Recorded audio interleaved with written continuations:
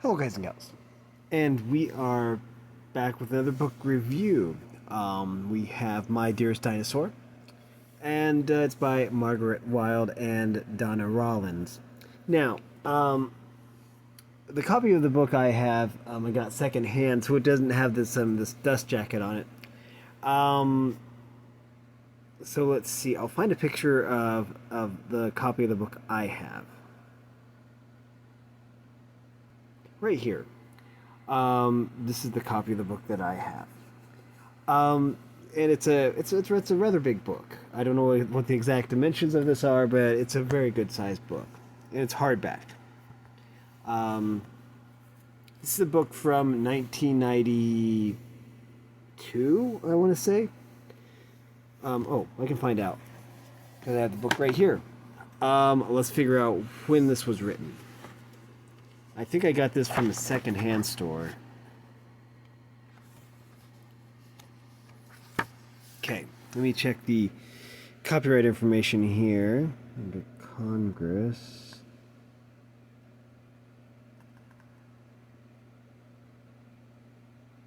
Okay, it even has a synopsis on the back. It's cool. Okay, so text is copyright 1992. Illustrations are also copyright 1992. Okay. Anyways, the synopsis is, if we go over the synopsis here, I didn't realize that they added a synopsis to the copyright information, but I guess they do. I saw it just a second ago. Oh, summary.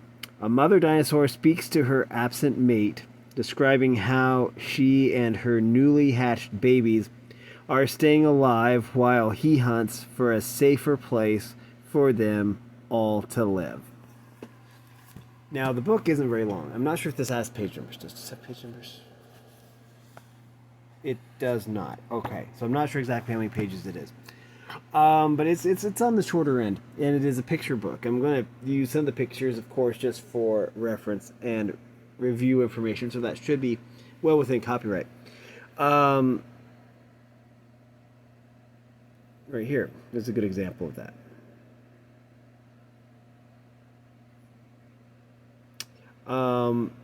So anyways, what drew my attention to this book, I don't even remember why I picked it up in the first place, but it was the art. The art style here is amazing. Very bold, vibrant colors, and it does feature my favorite dinosaur, which is the Parasaurolophus, and that's huge. The book never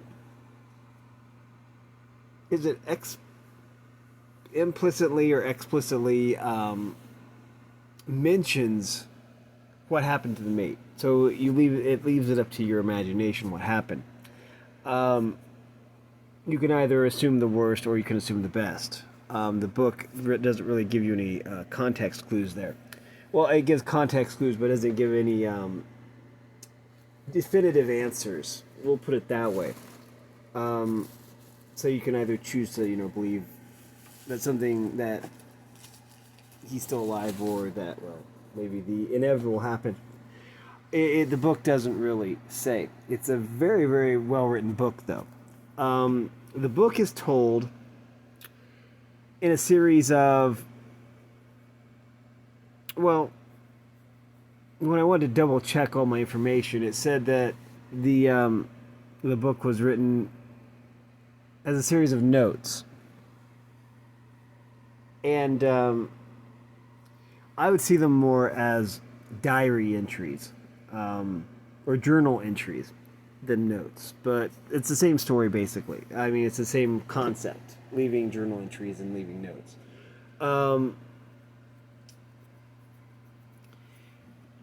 We basically go through the life cycle, well, not the complete life cycle, but a brief look at the life cycle of of an herbivore dinosaur, aka Parasaurolophus.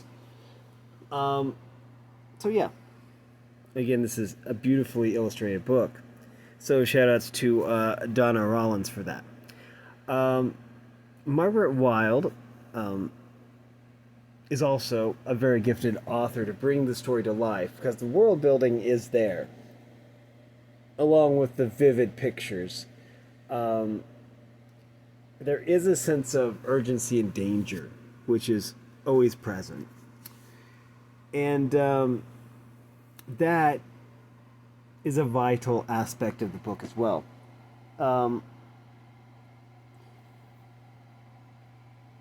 Because they leave I think that initially they were like in the marshlands or something, and then something happened and they had to leave that. They were attacked or discovered or something, so they had to go and somewhere else that was more safe. What seems like a migration.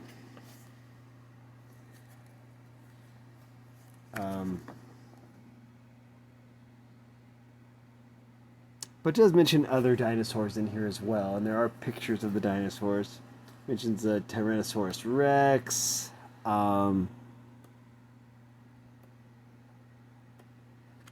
Also mentions an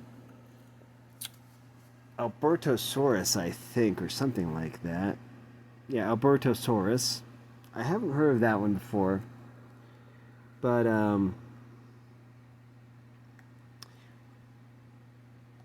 let's see. It mentions a Dryptosaurus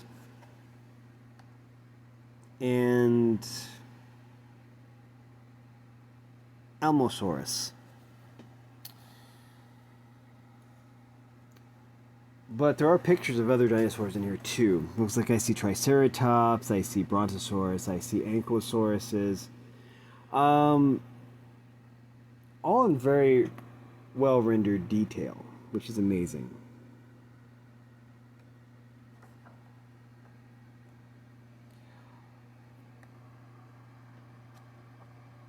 The pictures, they convey a sense of beauty and danger, which is accurate, being a prey species. But yeah, this is an old book, so I'm not sure if it's still like available at like libraries or anything. It probably is. I haven't tried to find another copy of it or anything like that, and I'm not sure if our library actually has a copy of it either. But it's a really good book. It's one I probably found at Goodwill, and it looks like at one time it belonged to a library because it does have the Dewey Decimal System on the cover here, 028.5 W668MD. And then there's the barcode that for an automated library on the inside of the front cover, the barcode they scan. This was produced by Orchard Books out of New York. I think this is Western Illinois University. I'm not sure. I could probably tell. Give me just a sec.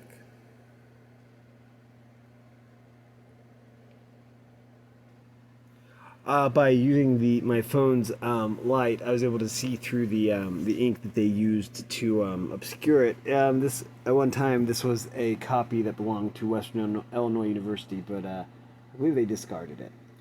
It ended up at I want to say a Goodwill or Salvation Army, or maybe it was either that or Book Post 2. Either way, it was a used bookstore.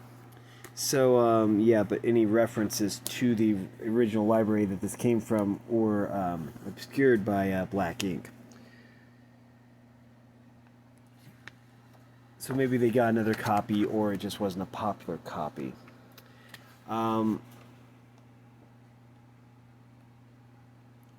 But yeah, it is a very well illustrated and a very well written book.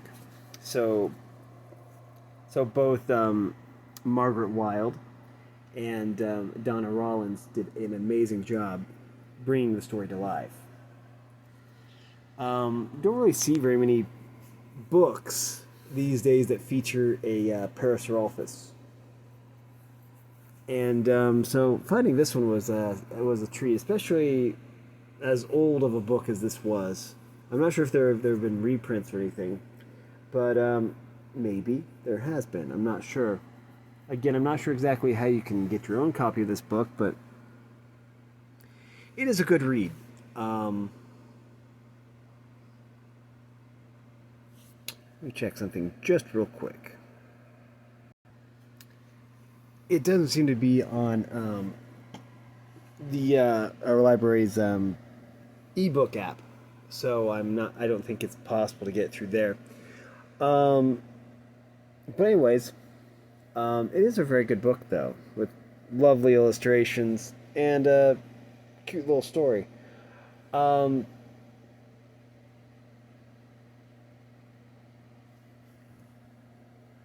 The lesson or the moral of the story could be gleaned depending on how you translate or how you process, how you choose to see the events of this book.